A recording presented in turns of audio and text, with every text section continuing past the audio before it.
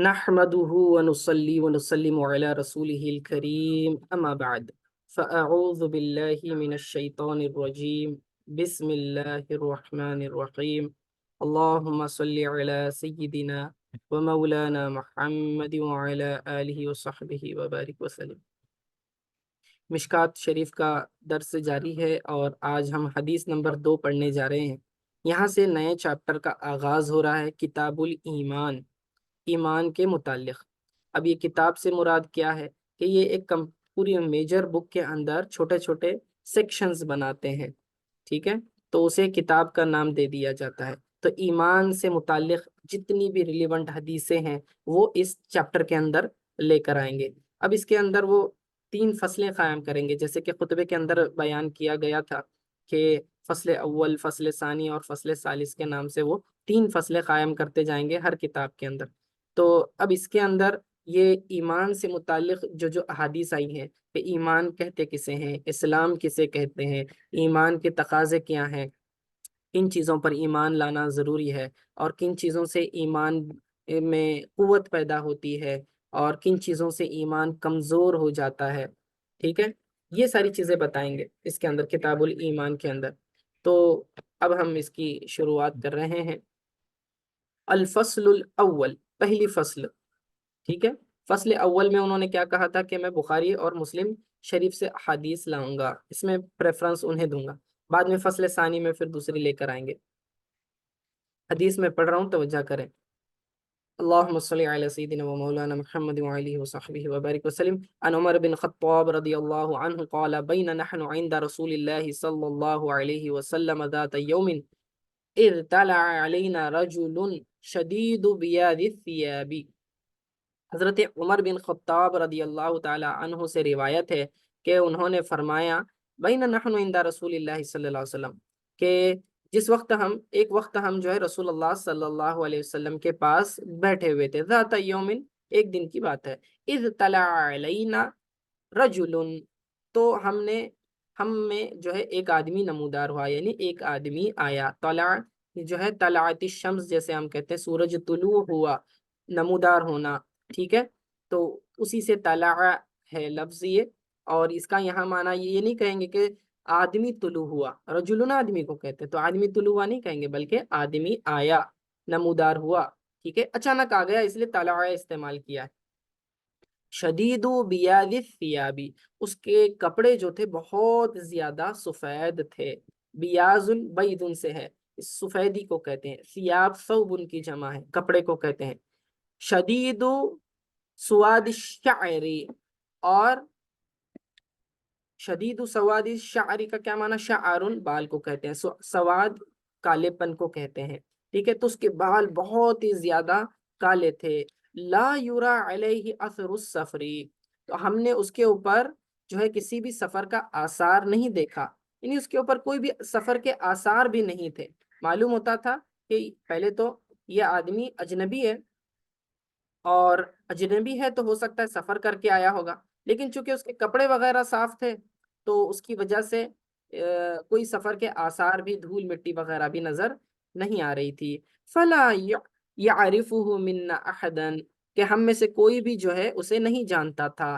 حتی جلسا الی النبی صلی اللہ علیہ وسلم، یہاں تک کہ وہ آدمی بیٹھ گیا رسول اللہ صلی اللہ علیہ وسلم کے پاس۔ فاسند رکبتیہ الی رکبتیہ، اپنے دونوں گھٹنے جو ہیں رسول پاک صلی اللہ علیہ وسلم کے گھٹنوں سے ملا دیے۔ ووضع کفیہ علی فخذیہ، اور اپنے دونوں ہاتھوں کو اپنی رانوں پر یعنی مانڈی کے اوپر رکھ لیا، ٹھیک ہے۔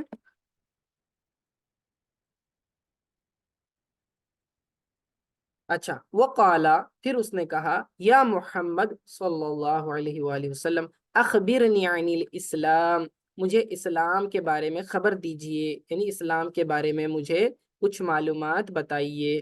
قالا، تو آقا علیہ السلام نے فرمایا، الاسلام، اسلام یہ ہے کہ ان تشہد اللہ الہ الا اللہ، کہ تو گواہی دے کہ اللہ کے علاوہ کوئی معبود نہیں، وَأَنَّ مُحَمَّدًا رسول اللہ صلی اللہ علیہ وسلم، اور یہ کہ محمد صلی اللہ علیہ وسلم اللہ کے رسول ہیں، وَتُقِيمَ الصَّلَاةَ، اور یہ کہ تو نماز قائم کرے، وَتُؤْتِيَ الزَّكَاةَ، اور تو زکوٰۃ ادا کرے، وَتَصُومَ رَمَضَانَ، اور تو جو ہے رمضان کے روزے رکھے، وَتَحُجَّ الْبَيْتَ، اور تو حج بیت اللہ یعنی کہ اللہ تعالیٰ کے گھر کا کیا کرے، حج کرے، ان استطاعت الیہ سبیلا، اگر تیری استطاعت ہو اس کی طرف جانے کی، یعنی کہ حج کرنے کی اگر استطاعت ہو تو حج کرے۔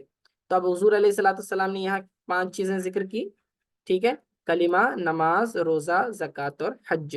آگے قال صدقت، تو اس شخص نے کہا کہ آپ نے سچ کہا، فعجبنا له يسأله ويصدقه، کہ ہمیں تعجب ہوا کہ یہ شخص جو ہے سوال بھی کر رہا ہے اور تصدیق بھی کر رہا ہے۔ قال، تو اس نے کہا، اب اس آدمی نے جو آیا تھا وہ اجنبی انسان نے کہا، فأخبرنی عن الایمان، آپ مجھے ایمان کے بارے میں بتلائیے۔ قال، تو آقا علیہ السلام نے فرمایا، ان تؤمن باللہ، کہ ایمان یہ ہے کہ تو کیا کرے، اللہ پر ایمان لائے، وَمَلَائِكَتِهِ، اور اس کے فرشتوں پر ایمان لائے، وَكُتُبِهِ، اور اس کی کتابوں پر ایمان لائے، وَرُسُلِهِ، اور اس کے رسولوں پر ایمان لائے، وَالْيَوْمِ الْآخِرِ، اور قیامت کے دن پر، وَتُؤْمِنَ بِالْقَدْرِ خَيْرِهِ وَشَرِّهِ، اور اس بات پر ایمان لائے کہ اچھی اور بری تقدیر جو ہوتی ہے وہ اللہ کی جانب سے ہوتی ہے، اس بات پر بھی تو ایمان لا۔ تو اس نے کہا، قَالَ صَدَقْتَ، تو آپ نے سچ کہا۔ قَالَ، تو پھر اس کے بعد اس نے کہا، فَأَخْبِرْنِي عَنِ الْإِحْسَانِ، کہ یا رسول اللہ صلی اللہ علیہ وسلم مجھے کیا کریں، اب احسان کے بارے میں بتلائیے۔ تو آقا علیہ السلام نے فرمایا، قَالَ أَن تَعْبُدَ اللَّهَ كَأَنَّكَ تَرَاهُ، کہ احسان یہ ہے کہ تو اللہ تعالیٰ کی اس طرح عبادت کرے گویا کہ تو اسے دیکھ رہا ہے، فَإِن لَّمْ تَكُن تَرَاهُ فَإِنَّهُ يَرَاكَ، اور اگر تو اسے نہیں دیکھ سکتا تو کم از کم یہ گمان کر کے اللہ تجھے دیکھ رہا ہے۔ قَالَ فَأَخْبِرْنِي عَنِ السَّاعَةِ، پھر اس نے کہا کہ اب مجھے جو ہے قیامت کے بارے میں بتائے۔ ساعت مخصوص وقت کو کہتے ہیں، یہاں کون سا وقت مراد ہے، یہ جو ہے قیامت کا دن مراد ہے، کہ اخبرنی عن الساعة، قرآن میں اقتربت الساعة، قیامت قریب ہو گئی، ٹھیک ہے، تو ساعہ سے مراد قیامت ہے۔ قال فاخبرنی عن الساعة، آپ مجھے قیامت کے بارے میں بتائیے۔ قال، تو آقا علیہ السلام نے فرمایا، مل مسئول عنها بأعلم من السائل، یعنی کہ جس سے سوال کیا جا رہا ہے وہ سوال کرنے والے سے زیادہ نہیں جانتا، ٹھیک ہے۔ اب یہ تھوڑی سی راز والی بات ہو گئی، آقا علیہ السلام نے ڈائریکٹلی نہیں انڈائریکٹلی اس کا جواب دیا، تو پھر انہوں نے سوال بدل دیا، جو شخص آیا انہوں نے کہا، قال فاخبرنی عن عماراتها، تو آپ مجھے اس کی علامتوں کے بارے میں، اس کی نشانیوں کے بارے میں بتائیے، کیونکہ آپ قیامت کے بارے میں ڈائریکٹلی آنسر نہیں دے رہے، کم از کم آپ مجھے جو ہے اس کے علامات کے بارے میں بتائیے کہ اس کی کیا نشانیاں ہیں قیامت کی۔ تو آقا علیہ السلام نے فرمایا، قولا ان تلد الامت ربتها، کہ باندی اپنے آقا کو جنم دے گی، وان تر الحفاة العراة العالاة رعاء الشاء، اب دیکھیں وہ کہتے ہیں کہ پھر تم دیکھو گے کہ جو ہے ننگے بدن ننگے پاؤں لوگوں کو، کہ وہ کیا کریں گے، جو بکریاں چرانے والے ہوں گے، یتطاولون فی البنیان، جو لمبی اونچی عمارتیں ہوتے ہیں اس پر اسے بنا کر ایک دوسرے پر فخر کریں گے۔ قال ثم انطلق، پھر اس کے بعد فرمایا کہ وہ شخص چلا گیا۔ اب یہ قالا کون کہہ رہے ہیں، یہ حضرت عمر کہہ رہے ہیں، ٹھیک ہے، وہ کہتے ہیں ثم انطلق، اس کے بعد وہ آدمی چلا گیا اتنے سوالات کرنے کے بعد۔ فلبثت ملیا، تو وہ کہتے ہیں کہ میں پھر وہیں ٹھہرا رہا، کچھ دیر وہیں ٹھہرا رہا، حضرت عمر رضی اللہ تعالیٰ عنہ فرما رہے ہیں۔ ثم قال لی، پھر مجھ سے جو ہے آقا علیہ السلام نے فرمایا، یا عمر اتدری من السائل، کہ اے عمر کیا تم جانتے ہو وہ سائل جو سوال پوچھنے والا تھا وہ کون تھا؟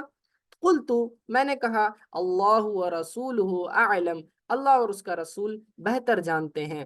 قال، تو آقا علیہ السلام نے فرمایا، فإنہ جبریل اتاکم یعلمکم دینکم، کہ وہ جبریل علیہ السلام تھے اور وہ تمہیں تمہارا دین سکھانے کے لیے آئے تھے۔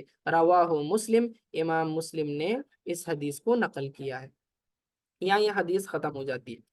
اب یہ طویل حدیث ہے، اس حدیث کی بہت فنی حیثیت ہے اور بہت زیادہ اس کے اندر فوائد ہیں، امپورٹنٹ حدیث ہے، ٹھیک ہے، بڑی مشہور ہے، اور اس حدیث کو حدیث جبریل کے نام سے بھی جانا جاتا ہے۔ اس کے اندر سب سے پہلی چیز، روایت کرنے والے کون ہیں؟ حضرت عمر بن خطاب رضی اللہ تعالی عنہ ہیں۔ اب آپ دیکھیں کہ حضرت عمر رضی اللہ تعالیٰ عنہ ڈائریکٹلی رسول اللہ صلی اللہ علیہ وسلم نے کیا کہا وہ نہیں بیان کیا، بلکہ آپ نے پہلے کنٹیکسٹ بیک گراؤنڈ بتایا کہ ہماری پوزیشن کیا تھی، کہ ہم کس طرح بیٹھے ہوئے تھے، ہماری مجلس میں کیا ہو رہا تھا، پھر اس کے بعد ایک شخص آیا، پھر وہ شخص دکھنے میں کیسا تھا، اس کی ساری تفصیلات بتائی۔ تو ابتدا میں آپ سوچ رہے ہوں گے کہ بھئی اتنی ڈیٹیلز کیوں بتائی؟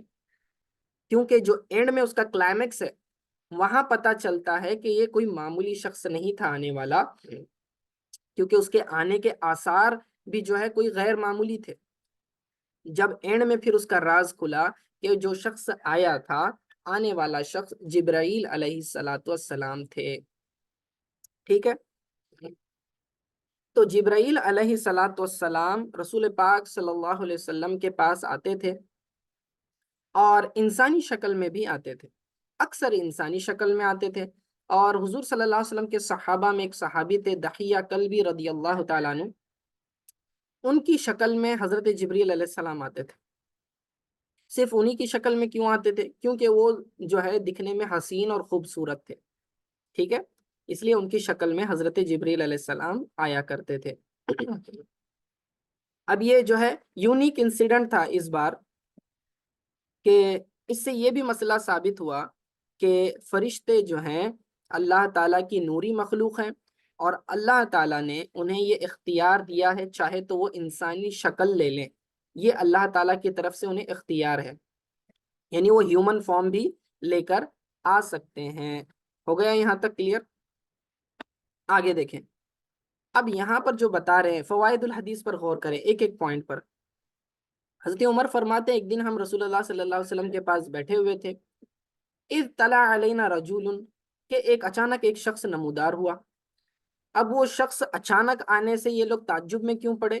کیونکہ ہم میں سے کوئی شخص اسے پہچانتا نہیں تھا، یعنی کہ اگر لوکل بندہ ہوتا تو ہم پہچان لیتے، کیونکہ یہ چلو ہمارے گھر کے قریب رہتا ہے، ہمارے علاقے کا ہے، ہمارے قبیلے کا ہے، ہماری قوم کا ہے، تو سمجھ میں آ جاتا۔ لیکن اب اس میں دوسرا آپشن کیا تھا؟ اگر لوکل نہیں ہے تو ہو سکتا ہے مسافر ہوگا، سفر کر کے آیا ہوگا۔ اگر سفر کر کے آیا ہوگا تو پھر اس کے اوپر اثر ہونا چاہیے نا سفر کا، کیونکہ پہلے ریت، دھول، مٹی، گھوڑوں پر، اونٹوں پر سفر کیا جاتا تھا، جس کی وجہ سے کپڑوں پر بہت ساری گندگی لگ جاتی تھی، یعنی دھول مٹی لگ جاتی تھی، بال جو ہے بکھرے ہوئے ہوتے تھے دھول مٹی جانے کی وجہ سے، ٹھیک ہے۔ تو سفر سے آنے کے بعد چہرے سے پتہ چل جاتا ہے کہ آدمی ٹریول کر کے آیا۔ اب بائک چلا کر آتے ہیں، کوئی شخص بائک چلا کر آتا ہے تو اس کے چہرے سے سمجھ میں آتا ہے، اس کے بال جو ہے پیچھے کی طرف چلے جاتے ہیں دھول مٹی کی وجہ سے، آپ اس کے بالوں سے بھی پہچان لیتے ہیں، چہرے سے بھی پہچان لیتے ہیں کہ یہ آدمی سفر کر کے ٹریول کر کے آیا ہوا ہے، ٹھیک ہے نا۔ تو لیکن حضرت عمر رضی اللہ تعالیٰ عنہ فرما رہے ہیں کہ وہ جو شخص آیا اسے دیکھنے سے یہ پتا چل رہا تھا کہ وہ سفر کر کے نہیں آیا ہوا ہے، کیونکہ اس کے کپڑے بالکل صاف ستھرے سفید تھے، کوئی دھول مٹی نہیں تھی، بال بھی بڑے ہی اچھی انداز سے سنوارے ہوئے تھے، کالے رنگ کے اس کے بال تھے، یعنی جمے ہوئے بال تھے، ایسا بھی نہیں کہ سفر اور ہواؤں کی وجہ سے وہ بال بکھرے ہوئے ہیں، اس طرح بھی نہیں تھا، اور اس کے اوپر کسی اور قسم کا جو سفر کا کوئی بھی نشان موجود نہیں تھا، اور ہم میں سے کوئی پہچانتا بھی نہیں تھا۔ اب یہ حضرت عمر رضی اللہ تعالیٰ عنہ کی حیرت والی بات ہے، ٹھیک ہے، یہ حیرت اس بات پر کر رہے ہیں کہ لوکل بھی نہیں ہے، مسافر بھی نہیں ہے، تو آخر یہ اجنبی ہے کون؟ تو دل میں خیال آ رہا ہے کہ بھئی یہ فرشتہ ہے یا جن ہے یا کون ہے جو اچانک ہم پر آ گیا ہمارے سامنے۔ حتی جلسہ الی النبی صلی اللہ علیہ وسلم، یہاں تک کہ اب وہ دیکھیں اس کی جھجک بھی نہیں ہے، وہ ڈائریکٹلی آیا اور حضور صلی اللہ علیہ وسلم کے پاس بیٹھ گیا، اور اتنا قریب بیٹھا کہ اپنے دونوں گھٹنے دو زانو ہو کر بیٹھا، جس طرح ہم نماز میں بیٹھتے ہیں، اور اپنے دونوں گھٹنوں کو رسول اللہ صلی اللہ علیہ وسلم کے گھٹنوں سے ملا دیا، اتنے قریب بیٹھ گیا۔ اب یہ عام طریقہ تو نہیں تھا صحابہ کا کہ وہ اتنا بے تکلفی کے ساتھ بیٹھ جائیں رسول اللہ صلی اللہ علیہ وسلم کی بارگاہ میں، تو بڑے ہی بے تکلفی کے ساتھ وہ اطمینان سے آ کر بیٹھ گیا باادب۔ ان جملوں سے ہمیں یہ بھی سمجھ میں آ رہا ہے کہ جبرائیل علیہ الصلاۃ والسلام جو ہے صحابہ کو تعلیم دینے کی غرض سے آئے تھے کہ بارگاہ رسول صلی اللہ علیہ وسلم کے آداب کیا ہونے چاہیے۔ رسول اللہ صلی اللہ علیہ وسلم جو ہے تعلیم دینے والے ہیں، پڑھانے والے، سکھانے والے، معلم ہیں، اور باقی سب متعلم ہیں یعنی سیکھنے والے ہیں۔ تو ایک طالب علم ہے جو کسی شیخ کے پاس سیکھنے آتا ہے تو اس کا لباس کیسا ہونا چاہیے؟ صاف ستھرا دھلا ہوا ہونا چاہیے۔ اس کے بال وغیرہ کیسے؟ سنورے ہوئے ہونے چاہیے، بکھری ہوئی ایسی ہی حالت میں اٹھ کر نہیں آنا چاہیے۔ تو جب بھی استاد کے پاس بیٹھیں تو آپ ڈسپلن کے ساتھ بیٹھیں۔ یہ حدیث ادب سکھاتی ہے کہ جبریل علیہ السلام کے کپڑے دیکھیں آپ، بالکل صاف ستھرے تھے، بال سنورے ہوئے تھے، بڑے ہی ادب سے آپ آئے، دو زانو ہو کر بیٹھے جس طرح نماز میں بیٹھتے ہیں، ادب سے آپ حضور صلی اللہ علیہ وسلم کے پاس بیٹھے اور اپنے دونوں ہاتھوں کو اپنی مانڈی پر رکھا۔ یعنی ایسا نہیں کہ ادھر ادھر ہاتھ کہیں بھی رکھا ہوا ہے، ٹیک لگا کر بیٹھا نہیں، یہ بڑے ہی عاجزی کی اور انکساری کی پوزیشن ہے کہ آپ جو ہے نماز میں جیسے بیٹھتے ہیں ویسے اطمینان سے ادب سے بیٹھے۔ اس کے بعد اس شخص نے کہا وقال یا محمد صلی اللہ علیہ وسلم۔ اب یہاں یاد رکھیں انہوں نے نام سے پکارا، یا محمد کر کے پکارا صلی اللہ علیہ وسلم، لیکن امت کو اس بات کی اجازت نہیں ہے، ٹھیک ہے، ہم رسول اللہ صلی اللہ علیہ وسلم کو اس طرح سے نام لے کر نہیں پکارنا چاہیے، بلکہ ادب کا تقاضا یہ ہے کہ ہم انہیں اچھے القاب سے پکاریں، رسول اللہ کہیں، نبی اللہ کہیں، اور بھی دوسرے القاب ہیں، آپ جو ہیں ان القاب کو استعمال کریں۔ براہ راست نام لے کر پکارنا یہ مناسب نہیں ہے، قرآن نے ادب سکھایا ہوا ہے، ٹھیک ہے۔ اب یہ جبریل علیہ السلام کا خاصہ ہے، یوں سمجھ لیں کہ ہو سکتا ہے فرشتوں کو اس بات کی رخصت ہو، وہ انبیاء علیہ الصلوۃ والسلام کے پاس آتے تو شاید اس بنیاد پر کیا تھا، ٹھیک ہے۔ یا ہو سکتا ہے کہ جبریل علیہ السلام نے جب یا محمد کہا ہو اس وقت تک نام لے کر پکارنے کی ممانعت نازل نہ ہوئی ہو، یہ اس سے پہلے کا واقعہ ہو سکتا ہے، ٹھیک ہے، دونوں بھی پاسبلٹیز ہیں اس کے اندر۔ یا پھر تیسری پاسبلٹی یہ ہو سکتی ہے کہ جو نام لے کر پکارا ہے اصل میں نام لینا مراد نہیں ہے، بلکہ اس کے اندر جو مفہوم ہے، اور مفہوم کیا ہے کہ تعریف کیا ہوا، اے وہ ذات کی جس کی تعریف کی گئی، وہ ادباً جو ہے ان کے تعظیمی کلمے کے طور پر بول رہے ہوں، یہ بھی ہو سکتا ہے، تینوں پاسبلٹیز ہو سکتی ہیں، ٹھیک ہے۔ تو لیکن امت پر لازم کیا ہے کہ ہم ایسے براہ راست نام لے کر نہ پکاریں، بلکہ یہ رسول اللہ کہیں، حبیب اللہ کہیں، جو بھی اچھے القاب استعمال کرنا چاہیں کر سکتے ہیں، یہ حسن ادب کی بات ہے، ٹھیک ہے۔ تو کپڑے صاف ہونا چاہیے۔ اب جیسے کہ سورہ مدثر میں بھی اللہ تعالیٰ نے فرمایا وَثِيَابَكَ فَطَهِّرْ، آپ اپنے کپڑوں کو حسب سابق جو ہیں پاکیزہ رکھیں۔ تو یہ جو ہے علم دین سیکھنے سکھانے کے آداب ہیں۔ اب کیا فرما رہے؟ اخبرنی عن الاسلام، مجھے اسلام کے بارے میں بتلائیے، ٹھیک ہے، اسلام کے بارے میں خبر دیجیے۔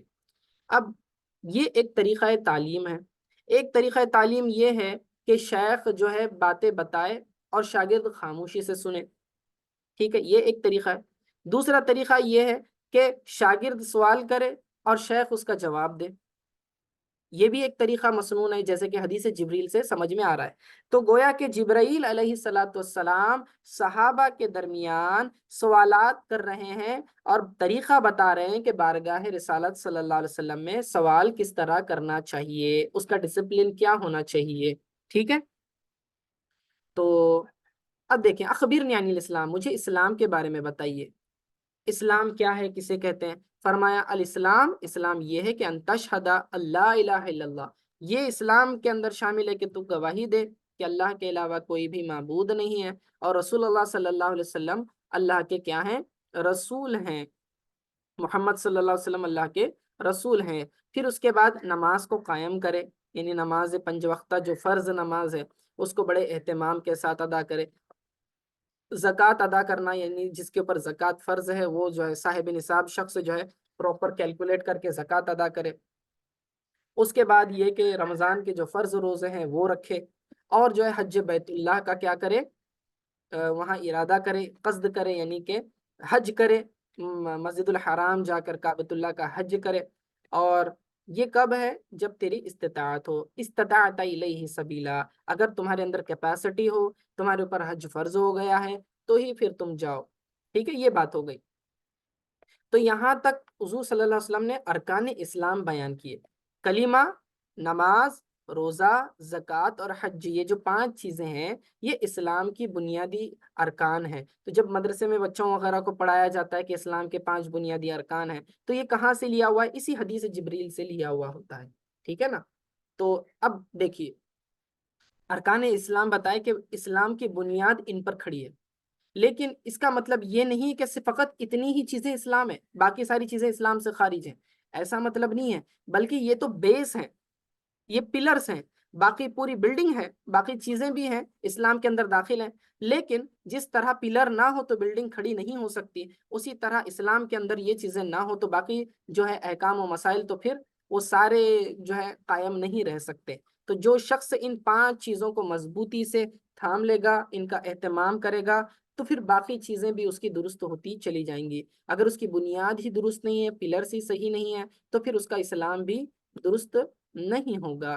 اسلام اور ایمان بعض اوقات انٹرچینجبلی استعمال کیا جاتا ہے، ٹھیک ہے نا، اسلام اور ایمان دونوں ٹرمز جو ہے انٹرچینجبلی کبھی کبھی استعمال ہوتا ہے، اور بعض لوگ اس میں فرق کرتے ہیں، ڈفرینشیٹ کرتے ہیں، ٹھیک ہے۔ تو اسلام کو اعمال کے ساتھ خاص کر دیتے ہیں اور ایمان کو عقائد کے ساتھ خاص کر دیتے ہیں، یعنی جو بھی چیزیں عقائد کے اندر آتی ہیں جن کا ماننا ہم پر فرض ہے، ٹھیک ہے، جو بھی باتیں اللہ اور اس کے رسول صلی اللہ علیہ وسلم نے ہمیں بتائی ہیں، جن کو ماننا ہمارے اوپر لازم ضروری ہے، وہ عقائد کی کیٹیگری میں آ جاتا ہے، ٹھیک ہے۔ اور اسلام کے اندر جو احکام اللہ اور اس کے رسول صلی اللہ علیہ وسلم میں ہم نے دیے ہیں، جو عمل سے متعلق ہیں، ایکشن سے متعلق ہیں، تو ان کو جو ہے اسلام کی کیٹیگری میں ڈالا جاتا ہے، ٹھیک ہے۔ لیکن کبھی اسلام بول کر ایمان مراد لیا جاتا ہے اور کبھی ایمان بول کر اسلام مراد لیا جاتا ہے۔ تو جو اسلام لائے وہ مسلم ہے اور جو ایمان لائے وہ مومن ہے۔ اب اس اعتبار سے دیکھا جائے تو مسلمان اور مومن تو ایک ہی شخص ہوتا ہے، دو الگ الگ تو نہیں ہوتے، لیکن ان کے کیفیت ایمانی اور ان کے عمل اور اعتقاد کی بنیاد پر تھوڑا سا ڈفرینشیٹ کیا جاتا ہے، ٹھیک ہے۔ تو آدمی جب کلمہ پڑھتا ہے تو مسلمان ہوتا ہے، کیا ہوتا ہے؟ وہ مسلمان ہوتا ہے، لیکن مومن کامل نہیں بنتا، کامل مومن نہیں بنتا جب تک کہ وہ تمام ایمان کے تقاضے کو پورا نہ کرے اور اعمال صالحہ کو اس پر عمل نہ کرے، اور جو برے گناہ کے کام ہے انہیں چھوڑ نہ دے، وہ کامل مومن نہیں ہو سکتا۔ اب ایمان کی صفات اور اس کی کوالٹیز آگے آئیں گی دوسری حدیثوں میں، آپ کو سمجھ میں آ جائے گا اس وقت۔ تو صرف یہاں کیا بتا رہے ہیں؟ اسلام کے مین ارکان بتا دیے، ٹھیک ہے، مین ارکان بتا دیے۔ آگے چلیے، اب فرمایا قال صدقتا۔ اب یہ جو ورڈ ہے، یہ جو کلمہ ہے، اس پر تھوڑا سا حضرت جو ہے صحابہ کو تعجب ہوا، حضرت عمر رضی اللہ تعالیٰ عنہ کو بھی اور باقی صحابہ کو بھی، کیونکہ عموماً ہوتا یہ ہے کہ آدمی جب سوال پوچھتا ہے تو اس لیے پوچھتا ہے کہ اسے اس کے علم میں اضافہ ہو، اسے پتہ نہیں ہوگا اسی لیے تو سوال کر رہا ہوگا، لیکن اگر اسے پہلے سے پتہ ہوگا تو وہ کہے گا ہاں آپ نے سچ کہا۔ یعنی کہ مثال کے طور پر میں آپ سے پوچھتا ہوں کہ بتائیے آج کون سا دن ہے، تو آپ نے کہا کہ آج جو ہے کیا ہے؟ منگل ہے، ٹھیک ہے، ٹیوزڈے ہے۔ اب آپ نے ٹیوزڈے کہا تو میں نے کہا ہاں تم نے سچ کہا۔ اس کا کیا مطلب ہوا؟ جب میں نے کہا آپ نے سچ کہا، اس کا مطلب یہ ہوا کہ مجھے پتا تھا آج دن کون سا ہے، رائٹ؟ تو پہلے سے مجھے پتا تھا پھر بھی میں نے سوال کیا، ایسا مطلب ہو گیا۔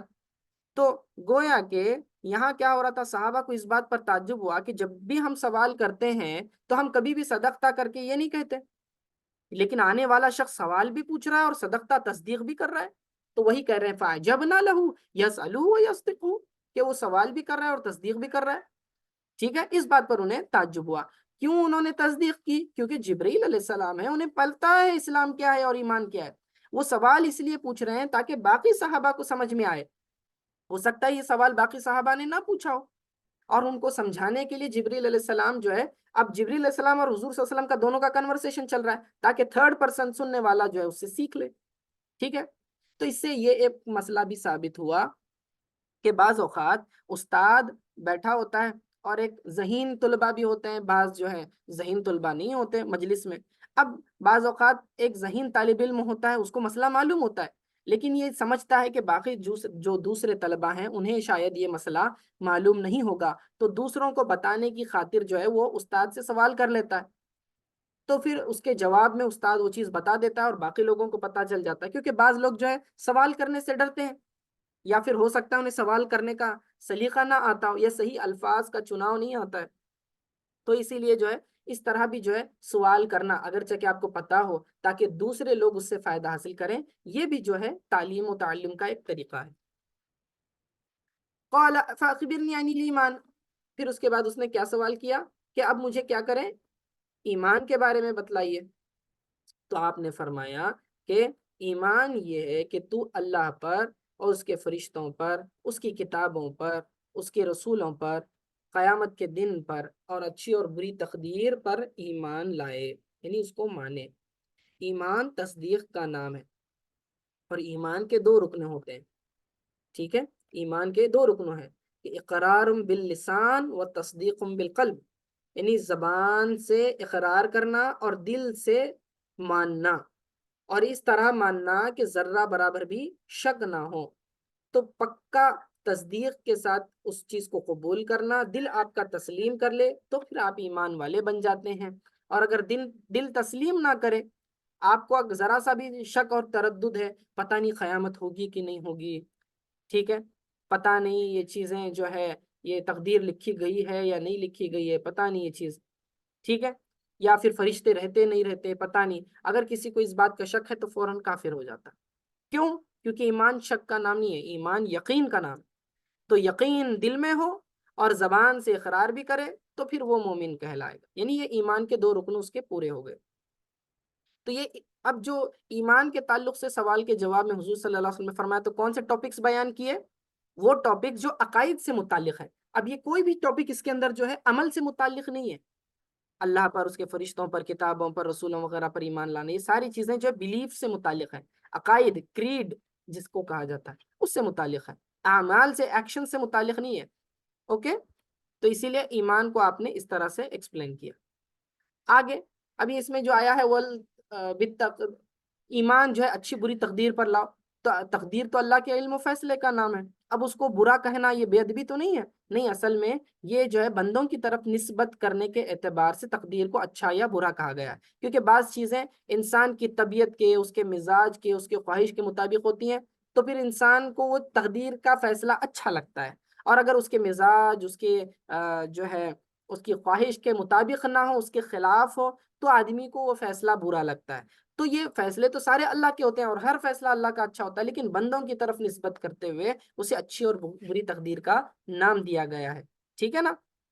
اس کا مطلب ہرگز یہ نہیں کہ اللہ کا فیصلہ برا ہے، اللہ کا ہر فیصلہ اچھا ہی ہے، یہ بندوں کی طرف نسبت کرتے ہوئے کہا گیا۔ قال صدقتا، تو دوسری مرتبہ اس نے وہی کہا کہ آپ نے سچ کہا۔ پھر تیسرا سوال کیا کہ مجھے احسان کے بارے میں بتلائیے۔ اب یہ احسان سے کیا مراد؟ ہمارے یہاں احسان کسے سمجھا جاتا ہے کہ کسی کو کوئی چیز عطا کر دی جائے، ٹھیک ہے، بغیر کسی معاوضے کے، بغیر کسی بدلے کے، تو آدمی سمجھتا ہے یہ مجھ پر احسان کیا گیا، ٹھیک ہے۔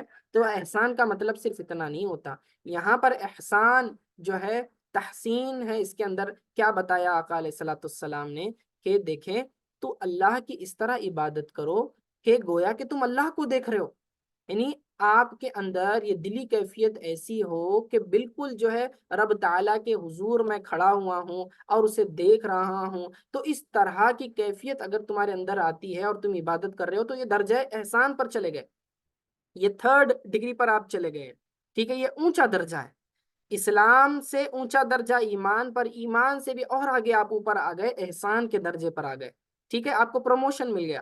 فَإِن لَمْ تَكُنْ تَرَى، اگر آپ یہ جو ہے آپ کے اندر یہ کیفیت، یہ فیلنگز نہیں آ رہی ہیں کہ میں اللہ کو دیکھ رہا ہوں، آپ اتنا جو ہے اس یقین کے درجے پر نہیں پہنچے، تو کم از کم اتنا تو کر ہی سکتے ہیں کہ یہ تو گمان کر سکتے کہ اللہ مجھے دیکھ رہا ہے، اللہ تو ہر وقت ہر بندے کو دیکھ رہا ہے، ایٹ لیسٹ دل میں آدمی کے یہ خیال ہو کہ اللہ مجھے دیکھ رہا ہے، تو کبھی بھی گناہ کا کام نہیں کرتا، کیونکہ کوئی جگہ ایسی نہیں ہے کہ جو اللہ تعالیٰ سے چھپی ہوئی ہو، تو آدمی گناہ کرے تو کہاں کرے، ہر جگہ اللہ تعالیٰ دیکھ رہا ہے۔ اور عبادت کر رہا ہے تو اللہ تعالیٰ سے کوئی چیز ڈھکی چھپی نہیں ہے، اللہ تو دل کی نیتوں کو بھی جانتا ہے، دل کے احوال کو بھی جانتا ہے، ہمارے خیالات کو بھی جانتا ہے، تو پھر اس سے تو کوئی چیز چھپی ہوئی نہیں ہے۔ تو آدمی کو یہ جو ہے ہمیشہ اس بات کا خیال ہونا چاہیے کہ اللہ مجھے دیکھ رہا ہے، اور یہی توجہ فوکس کے ساتھ وہ عبادت کرے، نماز وغیرہ پڑھے، تو پھر اس کی عبادت میں خشوع و خضوع آتا ہے، ٹھیک ہے، تو اس کی کوالٹی امپروو ہو جاتی ہے اس کی عبادت کی۔ تو یہ درجہ احسان، ایک ہے نماز پڑھنا، ایک ہے خشوع و خضوع کے ساتھ اچھے آل کوالٹیز کے ساتھ آپ اس کو نماز پڑھ رہے ہیں، اس کو بہت ہی حسن والا بنا رہے ہیں، نماز کے اندر حسن پیدا کر رہے ہیں، تو یہ درجہ احسان پر پہنچ جاتے ہیں۔ یہ ہر عمل کے ساتھ ہے، ہر عبادت میں، ٹھیک ہے۔ تو یہ ہونے کے بعد قال فاخبرنی عن الساعہ، اب اس کے بعد اس نے کہا کہ مجھے قیامت کے بارے میں بتلائیے۔ تو حضور علیہ الصلوۃ والسلام نے ڈائریکٹ جواب نہیں دیا، انڈائریکٹ جواب دیا، فرمایا کہ جو مجھ سے سوال پوچھ رہا ہے تو سوال جس سے پوچھا جا رہا ہے وہ سوال کرنے والے سے زیادہ نہیں جانتا۔ کس سے پوچھا جا رہا ہے؟ حضور صلی اللہ علیہ وسلم سے۔ کون سوال کر رہا ہے؟ جبریل علیہ السلام۔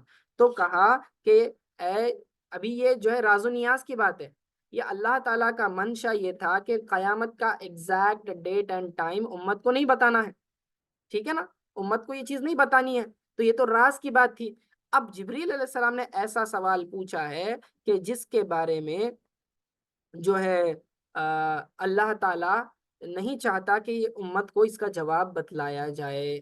اب دیکھیں اللہ تعالیٰ نے کتنا علم دیا تھا رسول اللہ صلی اللہ علیہ وسلم کو، اور قیامت کا بھی علم دیا گیا تھا، لیکن امت کو بتانا یہ چیز جو ہے مقصود نہیں تھی۔ ہاں اشارے دیے ہیں، بعض اوقات دوسری احادیث میں بتایا ہوا ہے، لیکن ایگزیکٹ ڈیٹ اینڈ ٹائم نہیں بتائی ہوئی ہے۔ یہ بتایا ضرور دوسری احادیث میں آیا، جمعہ کے دن ہوگی، ٹھیک ہے، محرم کی 10 تاریخ کو قیامت ہوگی، عاشورہ کے دن وغیرہ وغیرہ، یہ ساری چیزیں آئی ہوئی ہیں، لیکن جو ہے ایگزیکٹ ڈیٹ اینڈ ٹائم تاریخ اس کی نہیں بتائی ہوئی ہے۔ تو اسی لیے رازدارانہ الفاظ میں انہوں نے جبریل علیہ السلام سے کہا کہ اے جبریل، ایسے سمجھ لیں کہ جو ہے تم مجھ سے سوال کر رہے ہو، حالانکہ اللہ تعالیٰ نہیں چاہتا کہ اس کا جواب بندوں کو دیا جائے، ٹھیک ہے، تو میں بھی جانتا ہوں، تم بھی جانتے ہو، لیکن امت کو یہ بتانا مقصود نہیں ہے۔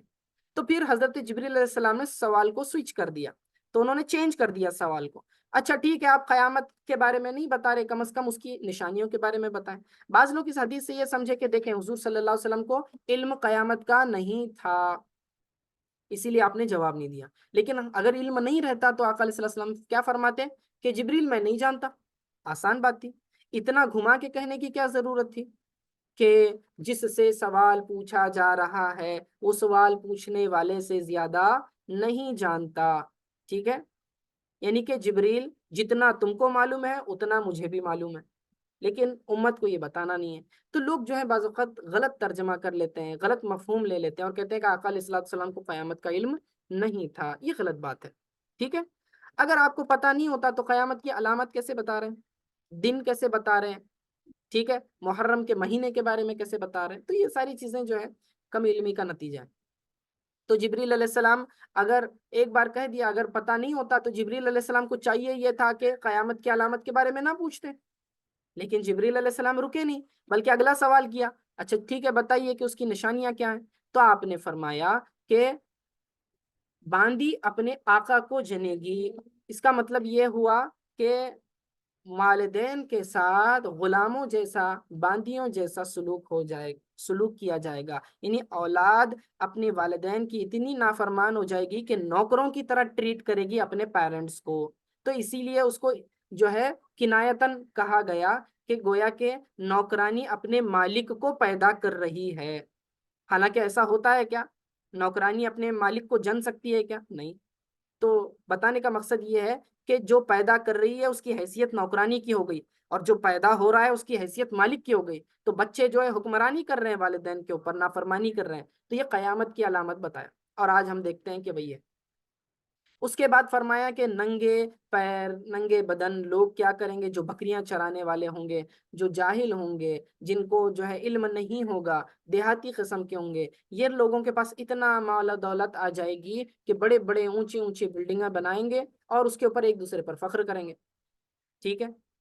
پھر یہ جواب دینے کے بعد اچھا قیامت کی علامت کے بارے میں یہ تو دو باتیں آپ نے بتا دی آقا علیہ السلام نے، لیکن قیامت کی صرف اتنی علامتیں نہیں ہیں، ایسا نہیں ہے کہ ساری علامتیں آپ نے بتا دی، نہیں، کچھ بتائی ہیں، اور دوسری احادیث میں تو اشراط القیامہ کے نام سے بہت ساری احادیث آئی ہیں، ٹھیک ہے، یعنی امام مہدی کا آنا، عیسیٰ علیہ السلام کا آنا، دجال کا، یاجوج و ماجوج کا، وغیرہ وغیرہ، کافی اس کی علامات ہیں، تو یہاں پر تھوڑی سی مخصوص بیان کر دی بس۔ پھر اس کے بعد ثم انطلق، وہ شخص چلا گیا۔ اب جو ہے اسی غور و فکر میں حضرت عمر رضی اللہ تعالیٰ عنہ وہیں بیٹھے رہے، سوچتے رہے کہ آخر کیا معاملہ ہوا۔ وہ شخص آیا، عجیب و غریب شخص آیا بھی، عجیب و غریب سوالات کر کے چلا بھی گیا۔ تو یہ پریشانی کو مد نظر رکھتے ہوئے آقا علیہ الصلوۃ والسلام نے عمر رضی اللہ تعالیٰ عنہ کی طرف توجہ کی اور فرمایا، اے عمر، کیا تم جانتے ہو سائل کون تھا؟ تو فرمایا، اللہ و رسولہ عالم۔ اب دیکھیں کیا پیارا انداز ہے حضرت عمر رضی اللہ تعالیٰ عنہ کا۔ آپ نے یہ نہیں کہا کہ مجھے نہیں معلوم، میں نہیں جانتا، یہ بھی کہہ سکتے تھے، لیکن آپ نے نہیں کہا، بلکہ آپ کا یہ انداز تھا، صحابہ کا یہ انداز تھا کہ جب بھی کوئی چیز معلوم نہیں ہوتی کہتے اللہ اور اس کا رسول بہتر جانتے، ٹھیک ہے، کوئی چیز پتہ نہ ہوتی تو اس طرح جملہ کہتے، تو یہ ادب والا جملہ ہے۔ تو حضور صلی اللہ علیہ الصلوۃ والسلام نے جواب دیا، فإنہ جبریل، وہ کیا تھے؟ جبریل علیہ الصلوۃ والسلام تھے۔ کس لیے آئے تھے؟ فرمایا اس لیے آئے تھے تاکہ تمہیں تمہارا دین سکھائیں، تمہیں تمہارا کیا کریں؟